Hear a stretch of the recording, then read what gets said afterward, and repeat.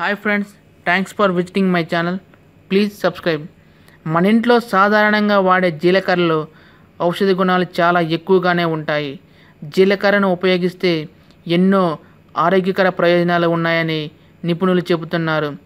జీలకర్ర జీర్ణ వ్యవస్థను సక్రమంగా పనిచేయడంలో ఎంతగానో దోహదపడుతుంది. అలాగే యాంటీసెప్టిక్గాను పనిచేస్తుంది. జీలకర్రలో ఐరన్ ఎక్కువగా ఉంటుంది. దీన్ని తీసుకుంటే లివర్కు ఎంతో మంచిది. అజీర్తి, విరేచనాలు, వాంతులు వీటన్నిటి నుంచి జీలకర్ర ఉపశమనం ఇస్తుంది. ఒక గ్లాసు నీటిలో 1 స్పూన్ జీలకర్ర, కొంచెం ఉప్పు, 1 టేబుల్ స్పూన్ కొత్తిమీర రసం వేసి మరిగిస్తే జీలకర్ర టీ తయారవుతుంది. ఈ టీని ఉదయం పూట సేవిస్తే ఎంతో మంచిది.